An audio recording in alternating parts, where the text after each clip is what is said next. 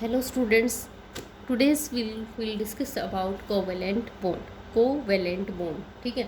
अब covalent bond जो होता है स्ट्रोंगेस्ट होता है। बॉन्ड एनर्जी कितनी रहती है? 80 रहती है। किसमें? किलो कैलोरी पर मोल में। और जूल्स में देखें तो कितनी रहेगी? 400 रहेगी इसकी। और शेयरिंग ऑफ 2 और मोर इलेक्ट्रॉन्स, स्ट्रॉन्गेस्ट बॉन्ड होता है स्ट्रॉन्गेस्ट बॉन्ड है। शेयरिंग ऑफ 2 और मोर इलेक्ट्रॉन्स रहेगा इसमें। इसमें क्या रहेंगे? हम इसमें स्टडी करेंगे अबाउट पोलैरिटी, नॉन पोलैरिटी क्या रहता है, ठीक है। पोलर और नॉन पोलर का कंसेप्ट मेनली इसमें हम देखेंगे, ठीक है। ए polar covalent bond arises with 2 atoms share 2 electrons unequally, ठीक है। अनइक्वली क्या करते हैं? ये नंबर ऑफ इलेक्ट्रॉन्स को शेयर करते हैं, 2 इलेक्ट्रॉन्स को शेयर करते हैं 2 एटम्स के साथ। A non polar covalent bond is when electrons are shared equally. यहाँ पे क्या होगा? अनइक्वली होता है और यहाँ पे क्या होता है? इक्वली। मतलब एक तरह से पोलर में क्या होगा? नंबर ऑफ इलेक्ट्रॉन शेयर होंगे, नंबर ऑफ इलेक्ट्रॉन अनइक्वली वे में शेयर होंगे। और नॉन पोलर में क्या होगा? इक्वली बिटवीन 2 एटम्स शेयर होंगे, ठीक है। अब यहाँ पे हमने क्या कर लिया? एग्जाम्पल ले लिया, ठीक है।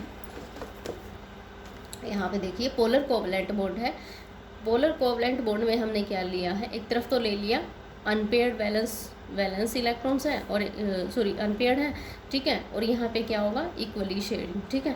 अब यहाँ पे ये देखिए, यहाँ पे देखो इलेक्ट्रॉन शेयर हो रहे हैं, ये क्या कर रहे हैं? बॉन्ड बना रहे हैं। और इनके बीच में क्या है? डिस्टेंस है, लेकिन इनके बीच में डिस्टेंस नहीं है।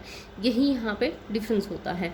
अब जैसे कि नॉन पोलर में जब हम देखते हैं कोवेलेंट बॉन्ड में, देखो अनपेयर्ड वैलेंस में यहाँ पे भी क्या है? डिस्टेंस है। और क्या कर रहे हैं? ये बना रहे हैं बॉन्ड, ठीक है। अब यहाँ पे ये देखिए, और यहाँ पे डिस्टेंस तो है, लेकिन ये क्या कर रहे हैं? इस चीज़ को कंबाइन कर रहे हैं, ठीक है। 2 आइडेंटिकल एटम्स होते हैं इसमें non polar covalent, non identical होंगे इसमें।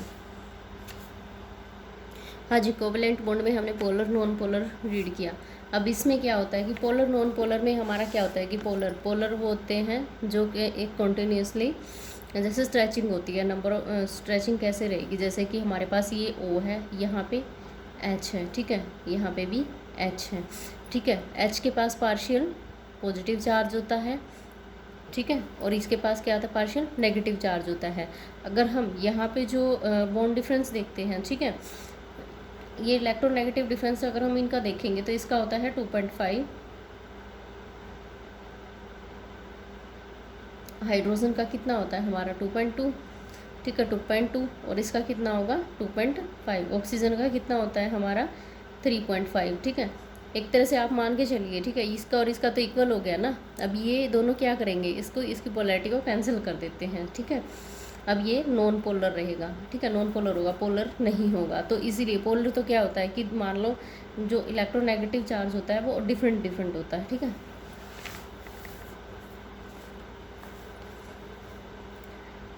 हाइब्रिडाइजेशन, कंसेप्ट ऑफ हाइब्रिडाइजेशन में क्या रहता है? General principle, the greater the S character the stronger the bond. S character इस मीन जो भी sp3 sp1 sp2, ये तो आप नॉर्मल सी बेसिक सी चीज़ है जो आपने पढ़ी होगी। हाइब्रिडाइजेशन के तो टाइप्स होते हैं।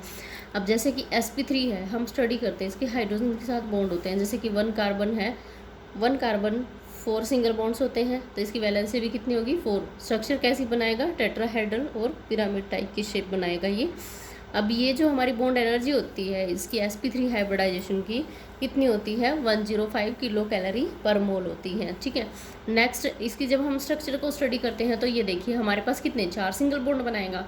जैसे कि ये कार्बन है, कार्बन के साथ क्या जुड़ा हुआ है? CH3, ठीक है।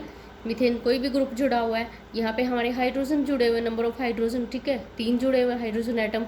अब इसकी जो क्या होगी? 3 बॉन्ड है sp3, ठीक है। अब बॉन्ड जो नेक्स्ट बी में हम देखते हैं sp2 में देखते हैं sp2, यहाँ पे क्या होते हैं हमारे? कितने सिंगल बॉन्ड होते हैं? 3 सिंगल बॉन्ड होते हैं, ठीक है। वहाँ पे हमारे कितने थे? 4 थे। अब ये ये देखो 1 2 3, ठीक है।